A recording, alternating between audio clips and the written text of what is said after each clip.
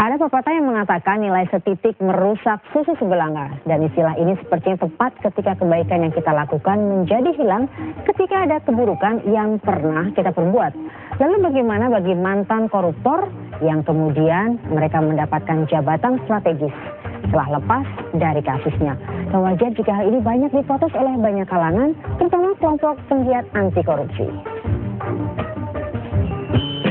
Dari pintu ke pintu. Mantan Sekda Bintan, Azirwan pernah ditangkap KPK karena tersangkut kasus penyuapan. Ia memberikan uang kepada anggota DPR RI Al-Amin Nasution dalam kasus alih fungsi hutan lindung di Bintan. Azirwan pun telah menjalani hukuman penjara selama 2,5 tahun pada 2008 lalu. Kini, ia telah bebas. Selepas menjalani hukuman, Azirwan kemudian diangkat sebagai Kepala Dinas Kelautan dan Perikanan Provinsi Kepulauan Riau, sebuah jabatan penting dan strategis. Kecaman pun muncul, terutama dari sejumlah aktivis penggiat anti korupsi. Menurut mereka, pengangkatan Azirwan merupakan kebijakan yang tidak tepat. Namun Azirwan menegaskan, justru kecaman terhadap dirinya itu sangat tidak beralasan. Karena jabatan yang diperolehnya tidak melanggar ketentuan maupun aturan pegawai negeri sipil. Pada waktu saya menyelesaikan masa hukuman saya Oktober 2009, sebenarnya di jabatan birokrasi saya sudah dilantik juga sebagai staf ahli Bupati Bintan bidang pembangunan. Saya juga pernah diminta bantuan gubernur sebagai wakil sekretaris Dewan Kawasan Perdagangan Bebas Selatan Bintang Karimun. Pantaskah mantan terpidana korupsi kembali diberi kesempatan memegang jabatan strategis? Di mana banyak pihak khawatir jabatan itu akan disalahgunakan lagi? Atau haruskah mantan koruptor tetap terpenjara oleh stigma buruk pada dirinya, bahkan setelah ia menjalani hukuman jeruji penjara? Dari Tanjung Pinang, Kepulauan Riau, Kurnia Saifullah, TV One mengabarkan. Daripada pepatah yang bunyinya nilai titik merusak susu sebelanga, saya lebih suka dengan kata-kata mutiara yang berbunyi tidak akan pudar kemilau intan meski terendam di air keruh. Asik banget tuh kayaknya.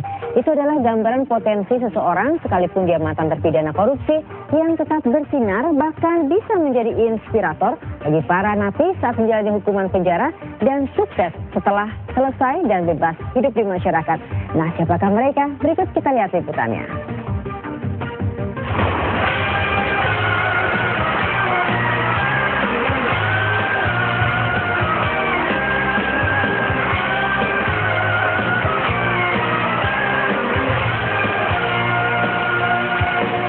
Mantan narapidana kasus dana Bulog, Rahardi Ramalan adalah salah satu contoh baik terpidana korupsi yang telah menjalani hukuman.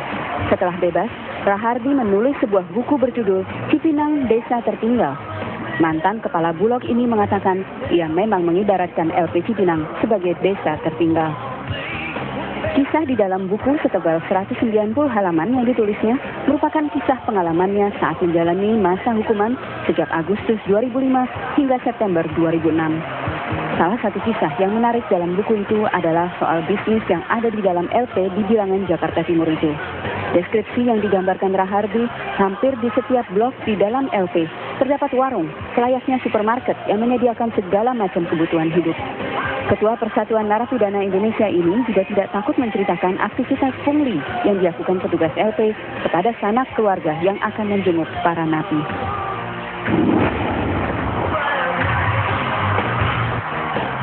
Kisah sukses lainnya bagi mantan terpidana koruptor, siapa lagi kalau bukan pengusaha sukses Bob Hasan. Di penjara yang terkenal seram, Nusa Kambangan, Bob malah berhasil mengembangkan usaha kerajinan batu mulia, di mana para napi adalah pekerjanya. Mereka dilatih keterampilan sebagai perajin batu mulia dan menerima upah harian yang layak. Kini sepeninggal Bob, perajin batu mulia terus merebak hingga Cilacap dan Pacitan. Setelah selesai menjalani masa hukuman, Bob sukses kembali membangun bisnisnya. Bukan hanya itu, di balik sukses bisnisnya, Bob juga pernah menjadi Ketua Umum Pengurus Besar Persatuan Atletik Seluruh Indonesia, serta jabatan lain, buah dari kepeduliannya pada dunia olahraga. Tim TV One mengabarkan.